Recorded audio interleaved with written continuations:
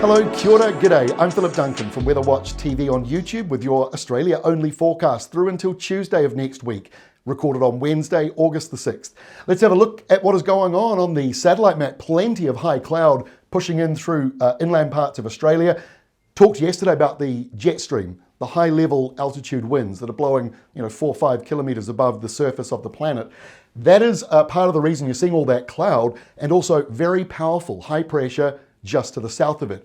So around that area, we may see some thunderstorms developing over the next couple of days, and then that drifts into Queensland. But many other places aren't seeing a lot of weather at the moment because of the settled nature of high pressure. But in the southeast, here is the next cold front. Tasmania got it this morning. And out here in the Tasman, that's the cold front Tasmania had yesterday morning, with also some thunderstorms. So 2 in a row, a few thunderstorms, most of the wet weather over on the west coast. And as you can see, sunny for many eastern areas, not much cloud out here. Hopefully some very dry, lovely weather today. Make the most of it because the clouds are definitely coming in to the eastern side of Australia. Here is the evening Wednesday surface setup. So high pressure coming in from Western Australia. A little bit of a disturbance here around northern central parts of Australia. That is that newly forming kind of low, or at least just a trough, which produces downpours and isolated thunderstorms. So that's the area we're monitoring at the moment. But really elsewhere, not a lot to talk about, just the westerly wind around Bass Strait and Tasmania, and that's coming up the eastern half of Australia as a southerly. So that's why your temperatures just may feel a little bit lower at the moment. Here is the situation on Thursday. So high pressure smack bang south of Kangaroo Island and Adelaide. That is the main feature here.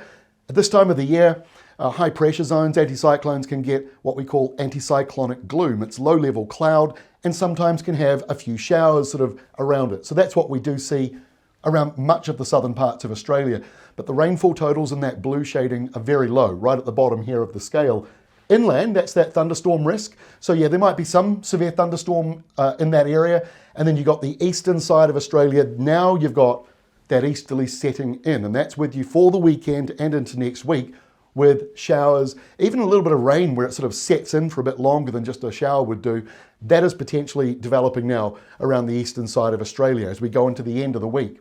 So by Friday, those severe thunderstorms move from central parts and they drift towards Queensland. Still central parts of Queensland, but it is moving towards the coast. So severe thunderstorm risk here on Friday. Further south into New South Wales, you also have the risk of some thunderstorms, possibly not quite as intense, and we've got some showers around. Then you head in towards the Great Dividing Range where it's mostly dry, but of course the eastern side, it's the opposite, as that easterly comes off the sea, bringing cloud and showers all along the eastern side, but from Sydney southwards and around Victoria, it's looking mostly dry.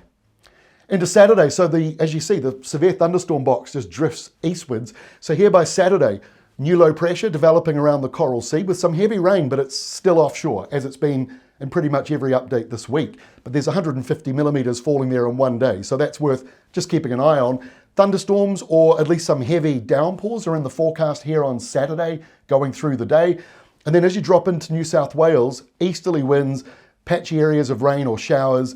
And then again, once you're south of Sydney, it sort of tapers off and into Victoria, dry. The ACT's dry or mainly dry. And South Australia might have a shower, also mostly dry.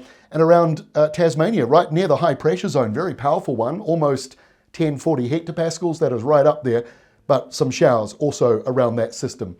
Severe weather box also highlights around the southwest corner of Western Australia. That's the next cold front coming through for you. So severe thunderstorms or just thunderstorms off the sea and some showers. Maybe some of those could be a bit squally where the wind just sort of ramps up. Otherwise, really, that's just a bit of a northerly flow coming through there. By Sunday, now the winds are turning around more southerly. So that happens at some point over the weekend, and that produces another burst of thunderstorms or rain with some heavy downpours. The winds aren't too bad, but again, just locally within a downpour, there could be some strong winds for the southwest corner of Western Australia, and it goes well north of Perth, that risk. But I mean, it's again, minimal kind of risk. It's not like right at the high level of worry, but you've got a cold front coming through there. The low out in the Coral Sea's pretty messy on Sunday.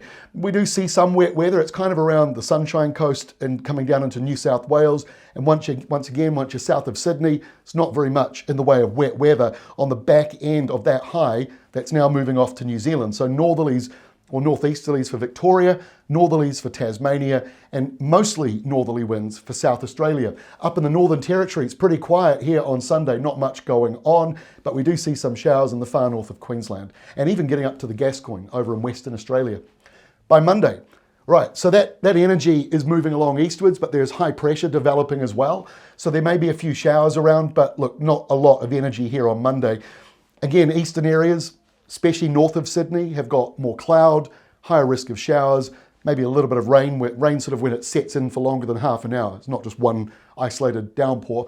So it's a kind of a messy setup. Rainfall totals aren't big, but again, just cloudy easterly winds for those of you on the coast. And it stays right like that until Tuesday of next week. It may start to improve after that, but for now, as high pressure balloons out to the south here again, and just north of it, we may see a few heavy downpours. I wouldn't 100% lock that in just yet because the high is powerful and it will be controlling some of that weather going into next week.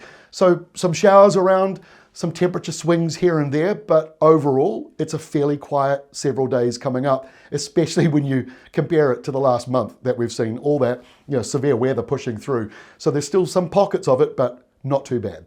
That's all from me. I'll be back again tomorrow, Thursday, as we take a look at your 7-day outlook for Australia and your 7-day rainfall forecast. So we'll see you then.